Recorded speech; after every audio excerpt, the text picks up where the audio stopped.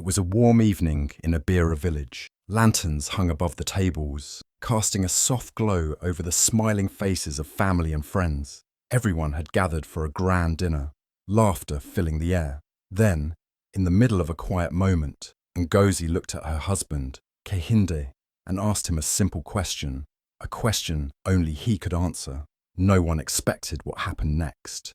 Kehinde's smile vanished. Without warning, he raised his hand and slapped Ngozi hard across the face. The room went still. The laughter stopped. Glasses froze mid-air. No one spoke. Everyone stared. But Ngozi didn't cry. She didn't shout. She slowly turned her head, looked her husband in the eyes, and leaned in close. Then, she whispered something into his ear. Just one short sentence. No one else could hear it, but the effect was immediate. Kehinde's hands began to shake. His face turned pale. He dropped his fork. The whole room held its breath. What did she say? What could shake a man like that in front of so many people? The slap had been loud, but her whisper was louder. The room was frozen in silence. Plates sat untouched, drinks paused halfway to lips. The soft music that played earlier now felt far away. Ngozi sat still, her cheek red and burning from the slap, but her eyes were calm, too calm. She didn't scream. She didn't cry. Instead, she leaned slowly toward her husband, Kehinde, and whispered something so soft that only he could hear it. No one else caught the words, but everyone saw what happened next. Kehinde's whole body stiffened. His hand, which had just struck her, started to tremble. His shoulders dropped as if the strength had drained from his bones. He looked like a man who had just seen a ghost. His lips parted slightly, but no words came out. Then slowly, his fork slipped from his fingers and clattered onto the plate. The sharp sound made everyone flinch.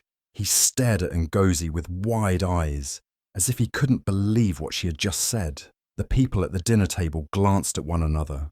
The mood had shifted completely. Just moments ago, they were enjoying roasted yam, spicy soup, and friendly stories. Now, they sat in complete silence, all of them thinking the same thing.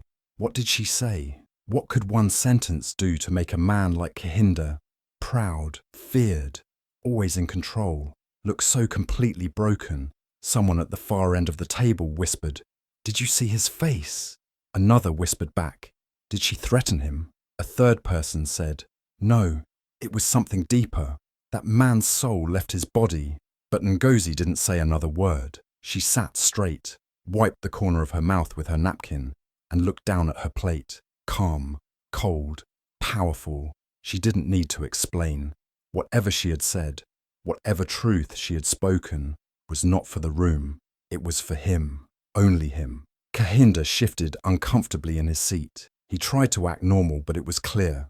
He was shaking. Sweat began to bead on his forehead. He reached for his water glass, but his hand knocked it over. The water spilled across the table. Still, no one moved. They just watched. One of the older women at the table whispered to the person next to her, "I always knew something was off about that man. He hides behind charm." A younger man replied quietly, "Ngozi's always been quiet, but look at her now. She's not the same woman." The dinner ended quickly after that. People got up in silence, mumbling polite goodbyes, but their minds were racing. Word spread fast in Abira village. By the time the sun rose the next morning, the whole village was buzzing. People gathered at the market, the church steps, and near the well, asking the same question over and over. What did Ngozi whisper to Kehinde? Some guessed it was a secret about another woman. Others thought maybe she knew something about money, something hidden. One rumor said she told him, "They know what you did." Another claimed she said, "You will never hurt me again." But no one really knew. The truth was locked between Ngozi and Kehinde, and from the way he looked, pale, shaking, barely able to speak, it was clear that whatever she said, it hit deeper than any slap could. Kehinde didn't show up to work the next day. His phone was off, his shop stayed closed. His friends knocked on his door, but no one answered. Even the boldest neighbors felt something strange in the air, like a storm was coming. Meanwhile, Ngozi walked through the village as if nothing had happened. She wore a calm smile. Her children clung to her side, and the women who once pitied her now nodded in quiet respect. Something had changed. Not just in her home, but in the village. For years, people had whispered about the bruises Ngozi sometimes tried to hide. For years, they looked away when Kehinde spoke too sharply or held her wrist too tightly. But now she had whispered something back, and that whisper had more power than all the noise Kehinde had ever made. At night, people sat in their homes and retold the story. Not the slap, but the moment after, the whisper, the change. They spoke about how Ngozi's silence had never been weakness. It had been waiting, watching, preparing. No one could forget the look on Kehinde's face. It was the look of a man who had finally been seen, truly seen, by the one person who knew all his darkest secrets. And in just a few quiet words, she turned the tables. Whatever Ngozi said that night didn't just shake Kehinde, it woke the whole village. The next morning, the sun rose quietly over the village of Nkporo, but something felt different in the air. The streets were calm, but everyone was talking. Kehinde did not open his shop like he usually did. The small wooden doors remained shut, and the windows were dark. People passed by and stared, whispering to each other. He was never late. He never missed a day. Where was he? Why had he disappeared after that dinner? By noon, the whole village was buzzing with questions. It didn't take long for rumours to begin. Nkporo was not a place where secrets could hide for long. News spread quickly, especially news wrapped in mystery and fear. People remembered the slap at the dinner, but more than that, they remembered the whisper from Ngozi that made Kehinde drop his fork and turn white like paper. That single moment stayed in everyone's mind. And now that Kehinde had vanished, the village wanted answers. Some said he was sick. Others thought he had run away. A few even believed he had gone mad. But most people agreed on one thing. Ngozi knew something. And whatever she whispered that night had shaken her husband to his core. Women gathered at the well, pretending to fill their buckets. But really, they were trading stories. "I heard she told him she went to the police," one woman said. "No," another replied. "She found papers, something he was hiding." Children ran past, repeating stories they didn't fully understand. Men sat under trees, speaking in low voices, trying to piece together the truth. Back at Ngozi's house, there was no chaos, no fear. She moved quietly through her morning, cooking for her children, sweeping the floor, tying her wrapper tightly around her waist.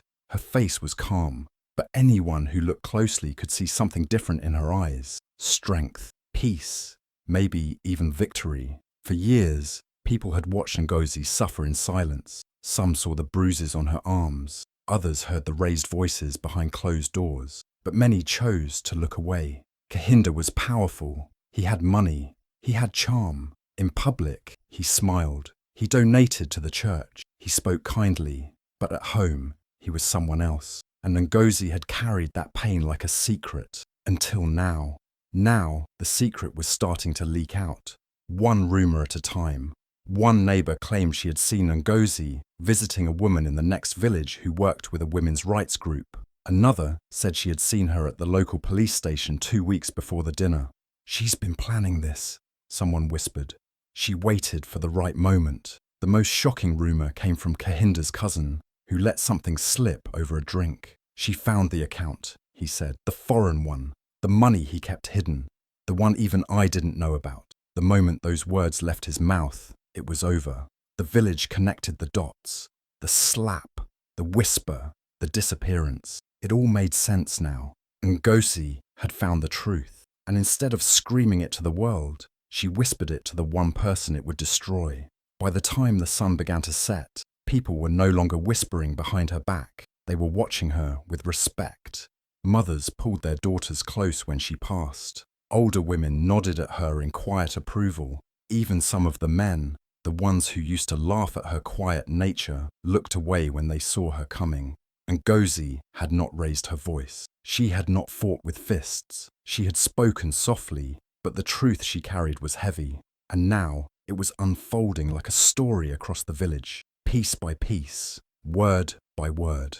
At night, the village lights flickered on, and the gossip continued. People sat around fires, talking in hushed tones. What would happen next? Would Kehinde come back? Would police come knocking? Would Ngozi speak openly? Or would she keep letting the truth do the work for her? One thing was clear. Nothing would ever be the same again. Ngozi's silence had always seemed like weakness to some, but now it was power, a different kind of power, the kind that doesn't shout but still shakes the ground. Her quiet strength was louder than all of Kehinda's pride and power, and in a village where everyone knew everyone, the truth was no longer hidden. It was alive, moving through the streets like wind through the trees. Nkporo would never forget what happened that night, not the slap, not the whisper, and certainly not the silence that followed. Because sometimes silence is not the absence of sound. Sometimes silence is the beginning of a storm. Ngozi's whisper that night was not just quiet words between a husband and wife. It was more powerful than any shout. As her face still stung from Kehinda's slap, she leaned close to him, calm and steady, and whispered something that made his hands shake and his heart freeze. What she said wasn't just a warning. It was the truth, a dangerous truth, a truth she had already shared with the police. Kehinda thought he had full control. He thought his secrets were safe. He thought Ngozi would never speak, but she had already spoken, just not to him. For years, Ngozi had stayed silent. Every bruise, every insult, every lie, she kept it inside. She cried quietly at night, wiped her tears before the kids woke up, and went about her day like everything was fine. But something changed in her heart. Slowly, silently, she started gathering proof. She took pictures of her injuries. She wrote down dates and times. She listened when Kehinda talked on the phone and copied down account numbers and names. She found strange papers in his drawers and hid copies of them in a plastic folder under her clothes. And most importantly, she stopped being afraid. One day, when Kehinda went out of town for a business trip, Ngozi packed all the evidence into a small bag. She told the neighbours she was visiting her aunt in the next village, but she didn't go there. She went straight to the police station in the town of Nkporo. Her hands shook as she handed over the folder. She told them everything: the beatings, the threats, the hidden bank account she discovered by accident, the strange way he moved money. The officer looked through the papers and didn't say much, but he nodded and took her report seriously. They promised her an investigation. She walked out of the station that day feeling lighter, like she had finally taken the first step to freedom. But she didn't stop there. She also visited a women's support centre, where she met others who had lived through similar pain. She talked to a lawyer who helped her understand her rights. She started planning, quietly, for the day things would change. And that day came at the dinner party, when Kehinde slapped her in front of all those guests. He thought he had won again, that she would stay quiet, that she would feel shame. But Ngozi didn't cry. She didn't run. Instead, she looked at him, leaned in, and whispered, "I told the police everything. They already have the proof." In that one moment, everything changed. Kehinda's face turned pale. His hands dropped. The fork slipped from his fingers and hit the floor. He knew she wasn't lying. He knew she had finally done what he never expected. She had exposed him. The next morning, Kehinda didn't show up at his shop. His phone was off. People began whispering. By noon, the whole village was talking. But the police, they were already moving. They opened the case file with Ngozi's name. They reviewed her photos. They checked the offshore account she mentioned and found the same account number in her notes. They started putting the pieces together. This wasn't just a domestic issue anymore. It was a full investigation. Ngozi stayed calm. She continued with her daily life, but this time with her head high. The same villagers who once looked away from her bruises now looked at her with respect. Some women came up to her, quietly thanking her. They said, "You've done what we all were too scared to do."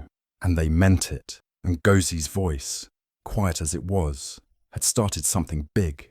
She didn't need to shout. She didn't need revenge. She just needed the truth to come out. And now it had. What started with a whisper had turned into real action. The slap at that dinner didn't break her. It freed her. And now she wasn't just a housewife. She was a fighter, a witness, and a symbol of courage. The case against Kehinde was getting stronger every day. And though he had disappeared, everyone knew he couldn't hide forever. Not from the truth, not from Ngozi's voice, not from the law. Ngozi had spent so many years in silence that even she had forgotten the sound of her own strength. She had been a quiet housewife, always doing what was expected, cooking, cleaning, smiling when spoken to, never raising her voice. But after that dinner night, everything changed. She didn't just walk away from Kahinda's slap. She walked into a new life. She walked into her power. The next morning, she dressed in her finest wrapper, not to hide her bruises, but to show the world she was still standing. She went straight to the community centre in Abira village, holding the same documents she had given to the police. But this time, she wasn't just reporting a crime. She was telling her story. The women there listened with wide eyes and open hearts. Some cried, some clenched their fists. All of them knew the pain she spoke of, and all of them knew this was no ordinary woman. This was someone who had dared to do what they all had dreamed of. Later that same day, she was invited to the town hall. She thought it was a small meeting, maybe just to follow up on her case. But when she walked in, the room was filled with people, women, men, young girls, elders. They stood up when she entered. They clapped. Her name was whispered first, then spoken, then chanted, "Ngozi, Ngozi, Ngozi." It echoed off the walls, and she stood there, surprised, not sure whether to cry or to smile. A local journalist took her photo. Another asked for an interview. She hesitated at first, still not used to being seen. But then she remembered every time she had cried in silence, every time she had told herself to wait just a little longer. And she said yes. By the weekend, her story was everywhere. Her face was printed on flyers for the Abira Women's Justice League, a group formed to help women like her, women who had suffered in silence, who had been hurt, who were ready to speak. The flyer didn't just show her face, it showed her standing tall, with her hands at her sides, head held high, eyes full of fire. From silence to strength, the words said underneath. It spread like wildfire. Women in nearby villages started organising meetings. They wanted to hear her speak. Some just wanted to see her in person. The woman who had dared to speak out, to fight back, to bring down a man everyone thought was untouchable. At every meeting, women cried as they shared their own stories. Many said, "Because of you, I believe I can escape too." And Ngozi listened. She hugged them. She didn't pretend to have all the answers. She only told them what she knew, that being afraid was normal, but staying silent forever was not the answer. She gave interviews on radio stations. She spoke at schools, telling girls never to let anyone take away their voice. She stood with widows and market women, with teachers and nurses, and told them all, "We are not weak. We are just taught to be quiet, but not anymore." Her voice, once so soft, now shook rooms. It reached corners she had never imagined. Back at home, things changed too. Her children started walking taller. They saw their mother not as someone who had been hurt, but as someone who had fought back. Her daughter, just 12 years old, once looked at her and said, "Mama, you're like a queen." And Ngozi smiled, not because she wanted to be a queen, but because she knew her daughter had seen her worth. Even the men in the village started to talk differently. Some were still in shock. Kahinda, once so proud and feared, had vanished, and now it was Ngozi whose name filled the air. A few men whispered insults, called her names behind closed doors, but others, more than she expected, started asking questions. What really happened? Did she have proof? Why didn't she speak earlier? And slowly, their tone changed from judgment to respect. Ngozi didn't ask to be a hero. She didn't wake up one day wanting to be famous. She just wanted to be safe. She wanted her children to grow up without fear. But by standing up for herself, she had lit a fire for others. She had gone from being a shadow in her own home to a light for others to follow. And through it all, she stayed humble. She still cooked her own meals. She still swept her yard every morning. She still walked to the market with a basket on her head. But wherever she went, people moved aside, nodded, smiled. They saw her now. They truly saw her. Ngozi's journey wasn't over. The case against Kahinda was still ongoing. The legal battle would take time. But her spirit had already won. She had broken the silence and in doing so had become more than a survivor. She had become a symbol, a reminder that one woman's whisper, when spoken at the right moment, can turn into a roar that shakes the whole village. Kahinda thought one slap would shut her up forever. That moment at the dinner, in front of everyone, was supposed to scare her into silence, but instead, it became the spark that lit a fire he couldn't put out. Now, he hides, far from the village, far from his business, far from everything he once controlled. He watches from a dark, lonely room as Ngozi appears on TV screens, in newspapers, on posters across the street. Her name is on everyone's lips. Her voice, once soft and quiet, now echoes louder than ever. In homes, markets, schools, and even police stations. People talk about her everywhere, on the road, in the salons, in the churches. Women are sharing their own stories because she spoke first. Young girls look up to her. Men nod in respect, some in shame. Kahinde hears all of it from a distance, but he can't escape it. The silence he wanted from her has turned into a powerful noise that keeps growing. He sees her smile on interviews, walking proud, leading meetings, and standing strong. The woman he tried to break has become the voice of 1,000 others. She was once his shadow. Now she's the storm. And Kahinde, he's just a fading name.